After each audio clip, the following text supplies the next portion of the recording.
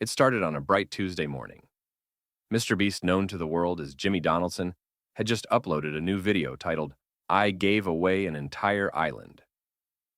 The view counter exploded. Millions were watching, commenting, sharing. Jimmy smiled, sipping his iced coffee, sitting in his bright minimalist studio. To the world, he was unstoppable, a machine of generosity. But unknown to his fans, something darker had started brewing behind the scenes. His assistant Carl walked in holding a brown envelope. "Hey, Jimmy, this came for you."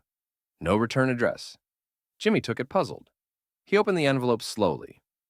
Inside was a single photo, grainy black and white. It showed Jimmy walking home alone at night. Jimmy's heart skipped. On the back of the photo were 5 words scratched in shaky handwriting. "We're watching. Pay up soon." The room fell silent. Carl leaned closer. "Is this a prank?" Jimmy shook his head. He could feel it. This wasn't a joke. This was real. He stood up and closed the blinds. A storm had just begun in the world of MrBeast. The next 24 hours were a blur. Jimmy tightened security around his house. Cameras, motion sensors, hired guards. But fear had already crept in. Not for himself, Jimmy could handle pressure, but for his crew, his friends, the people he trusted like family. He didn't tell the others right away, not even Chris or Chandler. He needed time to think. Instead, he replayed the moment over and over, the envelope, the photo, the threat. That night, he sat alone in the editing suite. The lights were dim. Everyone else had gone home. And that's when he heard it. Footsteps. Slow. Deliberate. Getting closer. Jimmy froze. His hand hovered near the emergency call button under the desk. A shadow moved past the frosted glass window. Then a knock. "Mr. Donaldson," a man's voice asked. "Calm, smooth, too calm. We need to talk. About your next upload." Jimmy didn't move. His fingers tapped the button. Within seconds, 2 security guards stormed the hallway. But when they opened the door, Jimmy didn't sleep that night. He kept replaying the voice in his head. "We need to talk. About your next upload." What did that even mean?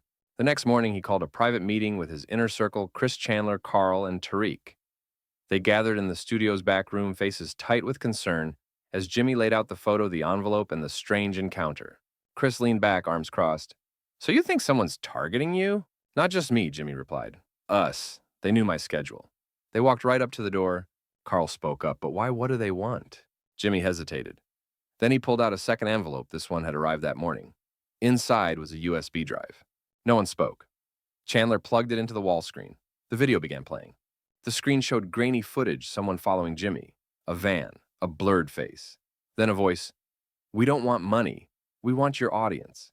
Help us, or we take control." Jimmy paused the video. Silence filled the room like smoke. "They don't want ransom," he muttered. "They want access." Chandler frowned. "Access to what? Our channel, our subscribers, maybe our content pipeline," Tariq added. "The influence, the trust." Carl looked scared. "They want to manipulate millions of fans through you." Jimmy stood up, pacing. "They said if I don't cooperate, they'll take control. That means sabotage, fake giveaways, destroying everything we built." Chris slammed his hand on the table. "Then we fight. We go public. Let the fans know." Jimmy shook his head. "If we expose them too early, they'll retaliate. We don't know how deep this goes." He turned to the group. "We play along for now. We act like we're interested, but we document everything. We expose them when the time is right." For the next few days, Jimmy played along. He posted videos like usual. Laughs, giveaways, massive challenges. But behind the scenes, everything changed. Every piece of footage was scanned. Every file checked twice. Every email was monitored. Chandler even installed a new firewall and had a white hat hacker on standby. Then came the next message. This time it wasn't a photo, it was a script. A full video script, timed, edited, detailed. The title, "Exposing the Billionaire Who Funds MrBeast." Jimmy stared at the paper. It was all fake, completely made up. But it was designed to look real and worse, to go viral. "They want me to publish this," he said slowly. "To use my reach to ruin an innocent man." Carl's face went pale. "So this isn't just extortion, it's manipulation, propaganda." Jimmy looked around at his friends. "If I post this even as a joke, it could destroy someone's life." And then came the final line of the message, typed in bold red letters across the bottom, "Upload in 48 hours, or we will." Jimmy didn't waste a second. He sent the script in both envelopes to a private digital forensics lab. "Find the source," he told them. "I need to know who's behind this.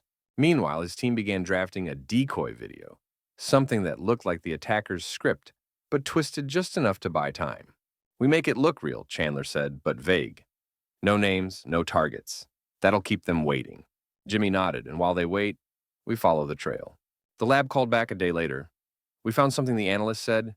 "The USB drive contains a hidden meta-signature. It's been used before in 2 major online scandals. Same tactics," the analyst continued. "Fake scripts, forced uploads, coordinated threats. Someone's been testing this system for a while." "So it's not just us," Jimmy whispered. "They've done this before." His eyes narrowed. "But they chose the wrong target this time." Jimmy gathered the crew in the underground studio, a place few people even knew existed. Concrete walls, secure network, no windows. It was time to plan the counterattack. "This is war," Chris muttered. "Digital war." Jimmy mapped everything on the screen. The USB signature traces back to a server in Montenegro. The same IP was involved in 2 fake celebrity exposés last year. Carl zoomed in. "This icon right here, that's a burner shell company. They're laundering threats through a fake media network." Jimmy leaned in. "They want to take over narrative. They want influence without responsibility. And they're using me as a weapon." Chandler cracked his knuckles. "Then we leak it before they do, on our terms, our voice. No more hiding." Jimmy smiled. "Not just leak it, we expose them, trace the trail, and show the world who's behind the curtain." The room pulsed with new energy. MrBeast wasn't running anymore. He was hunting. Jimmy and his crew went quiet on social media. Fans noticed rumors spread, but that was part of the plan. Let the enemy think they were backing down. In the background, they compiled evidence video metadata. Fake IP hops previous victims. The deeper they dug, the clearer the pattern became. The mastermind was someone calling themselves Echo Black. An online ghost. No face, no voice, just scripts, demands, and chaos. "It's like fighting smoke," Tariq muttered. "We're chasing someone who doesn't exist." Jimmy turned from the monitor. "Maybe, but smoke leaves heat, and we've got their fingerprints all over this campaign." That night, Jimmy recorded a secret video. Not for the fans, not for the channel. For insurance. A backup plan. Just in case. "If you're watching this," he said into the camera, "then it means I couldn't stop them. But here's what I know." He encrypted the footage and stored it in 3 different locations, physical and digital. The war was about to go public. The trap was set. Jimmy uploaded the decoy video just as the attackers requested. It followed their script closely but included a hidden watermark, invisible to the naked eye. The moment the video went live, it spread like wildfire.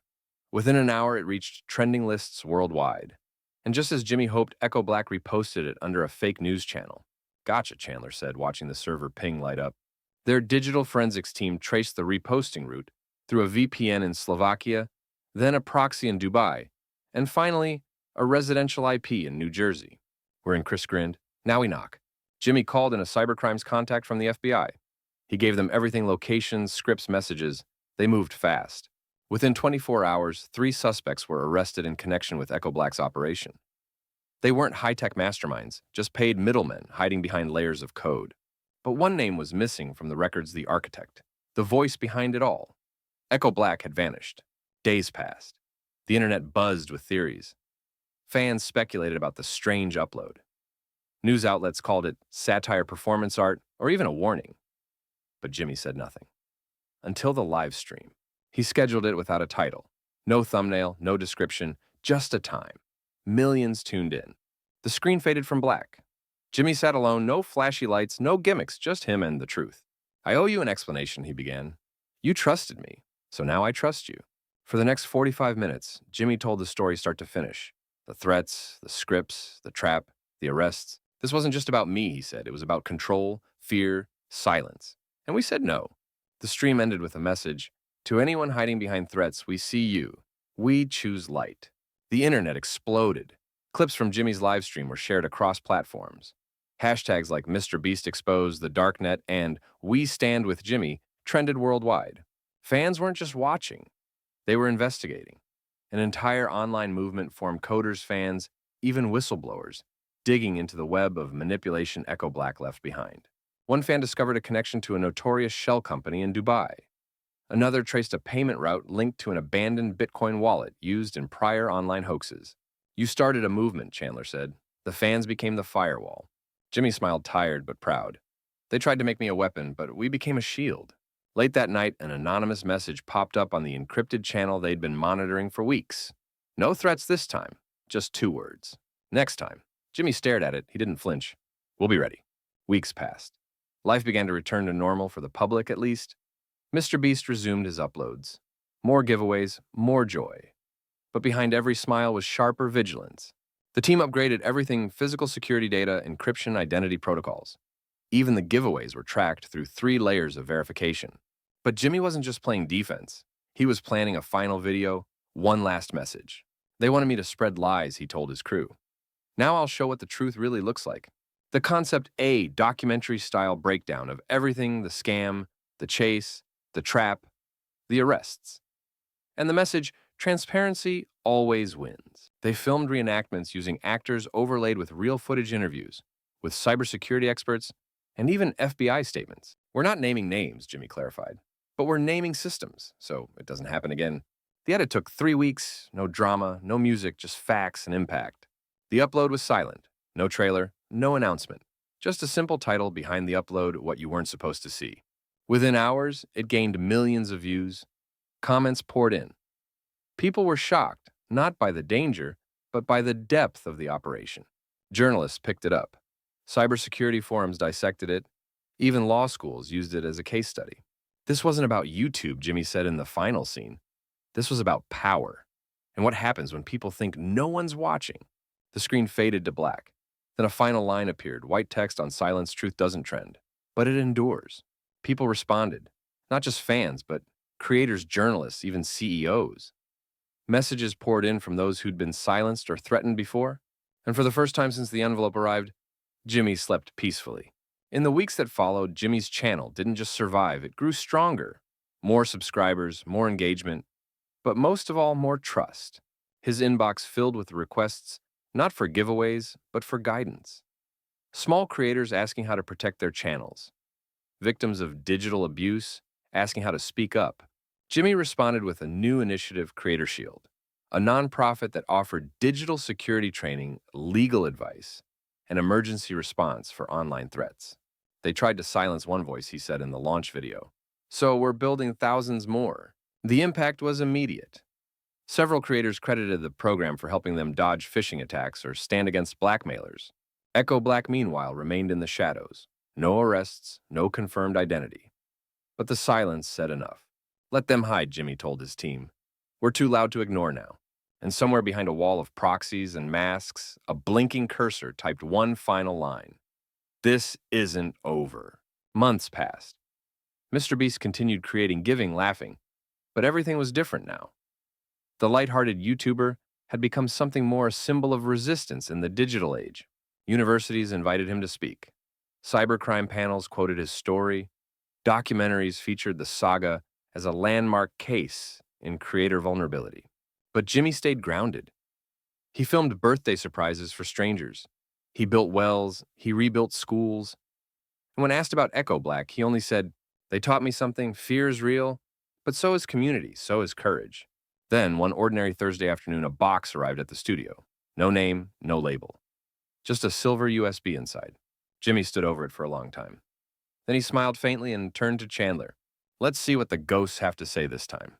As the screen blinked to life and the team leaned in close, a new chapter began, not with fear, but with readiness.